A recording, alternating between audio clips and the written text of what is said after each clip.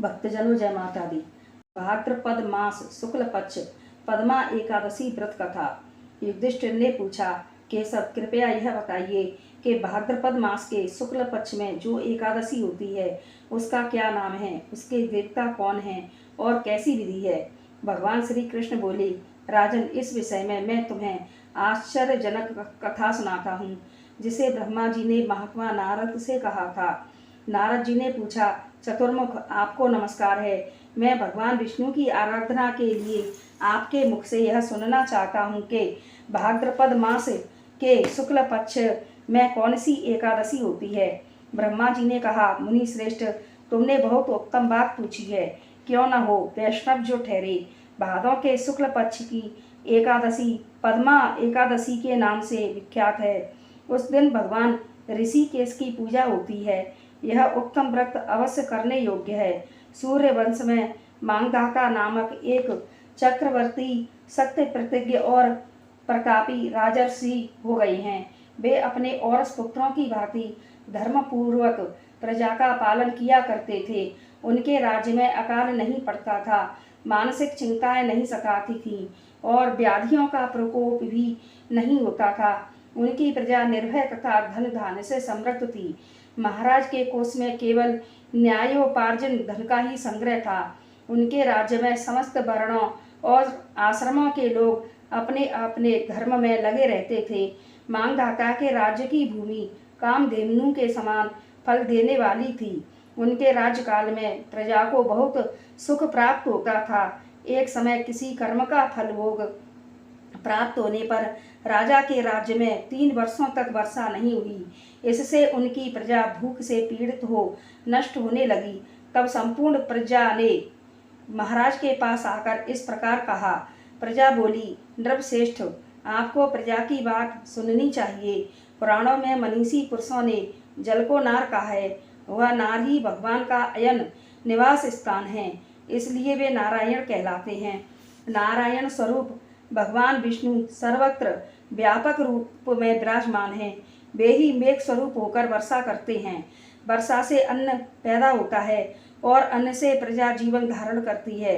नृपश्रेष्ठ, इस समय अन्न के बिना प्रजा का नाश हो रहा है, अतः ऐसा कोई उपाय कीजिए जिससे हमारे योगक्षेम का निर्वाह हो सके। राजा ने कहा, आप लोगों का कथन सत्य है, क्योंकि अन्न को ब्रह्म कहा गया है। अन्न से प्राणी उत्पन्न होते हैं और अन्न से ही जगत जीवन धारण करता है। लोक में बहुधा ऐसा सुना जाता है, कथा पुराण में भी बहुत विस्तार के साथ ऐसा वर्णन है कि राजाओं के अत्याचार से प्रजा को पीड़ा होती है। किंतु जब मैं बुद्धि से विचार करता हूँ तो मुझे अपना किया हुआ कोई अपराध नहीं दिखाई देता है। फिर भी मैं प्रजा का हित करने के लिए पूर्ण प्रयत्न करूँगा। ऐसा निश्चय करके राजा मांधाता इन्हें गिने व्यक्तियों को साथ में लेकर विधाता को प्रणाम करके सघन वन की ओर चल दिए। वहां जाकर मुख्य मुख्य मुनियों और तपस्वियों के आश्रमों पर घूमते फिरे।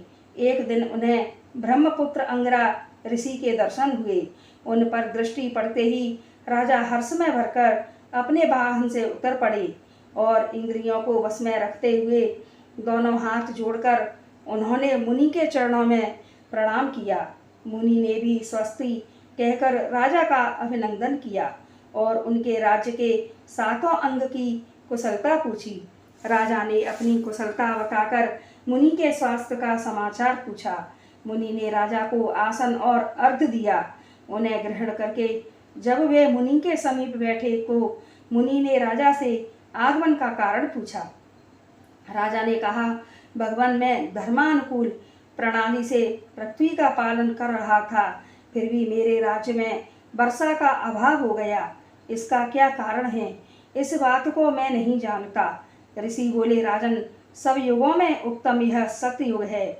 इसमें सब लोग परमात्मा के चिंतन में लगे रहते हैं तथा इस समय धर्म अपने चारों चरणों से युक्त होता है। इस युग में केवल ब्राह्मण ही तपस्वी होते हैं, दूसरे लोग नहीं। किंतु महाराज, तुम्हारे राज्य में एक शूद्र तपस्या करता है, इसी कारण मेघ पानी नहीं बरसाते। तुम इसके प्रतिकार का यत्न करो जिससे यह अनावृष्टि का दोष शांत हो जाए। राजा ने कहा, मुनिवर, एक तो वह तपस्या में लगा है और दूसरे वह निरपराध है, अतः मैं उसका अनिष्ट नहीं करूँगा। आप उक्त दोष को शांत करने वाले किसी धर्म का उपदेश कीजिए। ऋषि बोले, राजन, यदि ऐसी बात है तो एकादशी का व्रत करो।